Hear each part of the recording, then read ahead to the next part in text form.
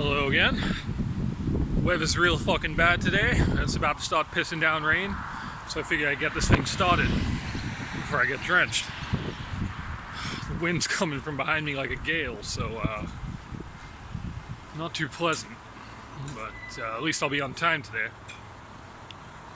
So what is it today, huh? I spent most of yesterday just shitting on the UK, so I figure it's only fair today we give it a little bit of praise. Let's talk about it from a tourist perspective, because that's the only reason I never go back as a tourist. So if you're in the UK, what can you see? What's worth visiting for? Alright, well, let's start in London, I guess, because that's what I did. So starting in London, there's the O2, huge venue in the middle of North Greenwich. North Greenwich? Yeah, I think North Greenwich. Easy to get to from anywhere, beautiful area, built fairly recently, last like 15 years or so, I think, mostly. It's just wonderful. It's fucking beautiful. You can book a show there for a band or anything you're interested to see. It's worth the visit. It's got a whole fucking cable car over the Thames. It's this humongous facility.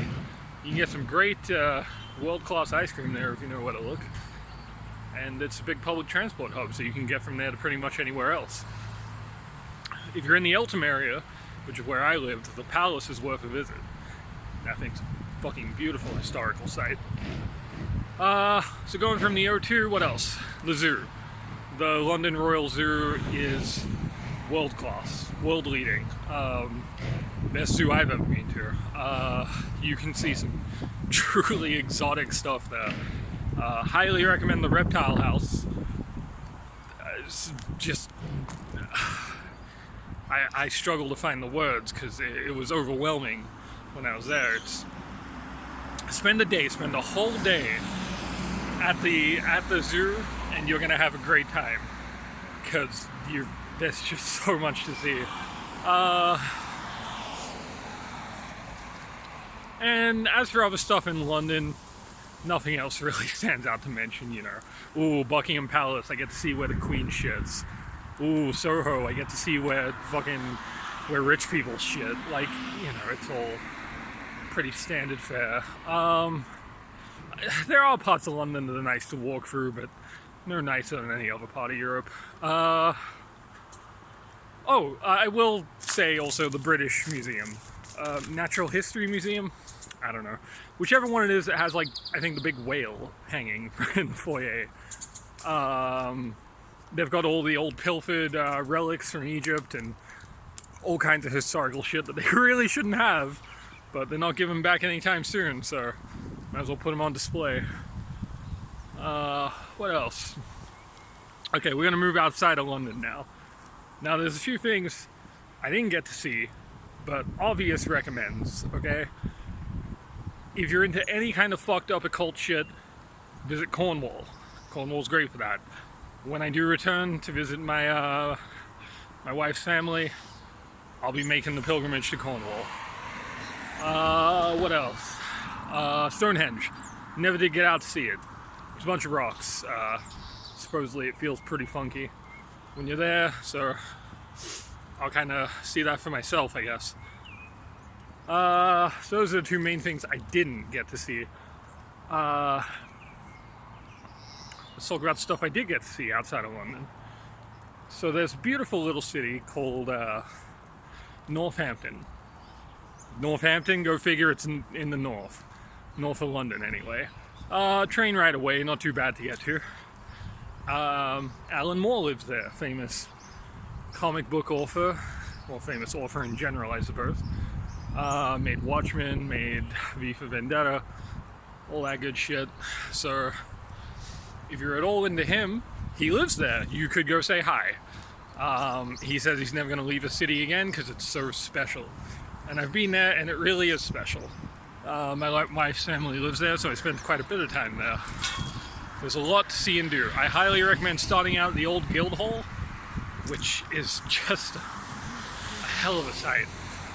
Start out at the Guildhall and just kind of work your way out through the town. There's all kinds of weird things to see. These days it's a bit run down, it's a bit third world looking on the main streets. But, you know, they've had a huge influx of drugs there. And overall the area is kind of on a downward trend, but the historical significance is still, like, can be felt very keenly. So it's still worth visiting. From there, if you're ever anywhere close to the north, no, I should go this way. Taking a bit of a backwards way today.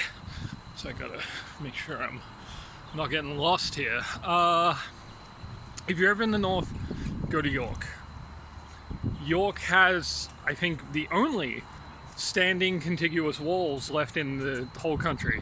Because, you know, one Catholic king hates another fucking Protestant king, he tears down the castles, so on and so forth. Just, you know, with the history of religious unrest in that country, all the castles ended up getting torn down for this or that, which is a real fucking shame.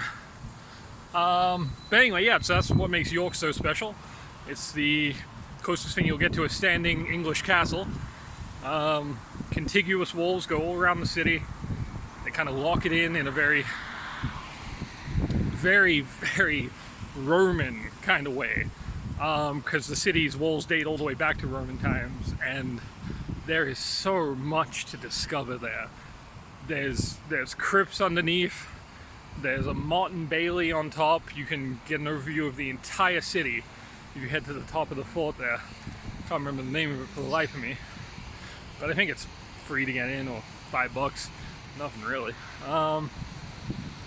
You could spend a whole week in York and not see everything. It's dripping with history, and it is, you know, for the most part, it was the old Danish, the old Viking center of power, I believe, for when that was all going on.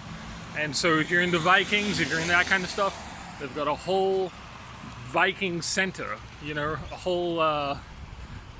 whole facility just for that. So York, beautiful, probably the most to see out of anywhere in the UK, most worth seeing. Just breathtaking. Where else? I already talked about Hull in the last video. Wonderful little seaside village, fishing village. I suppose they take offense to that. It's quite small, but I suppose it is technically a city. Compared to York, though, yeah, it's a fucking village. Yeah, get out to see Hull if you can. It's like an hour train ride from York, so if you're there, you might as well.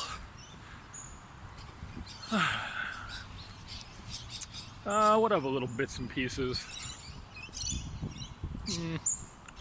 Greenwich. In London, Greenwich itself.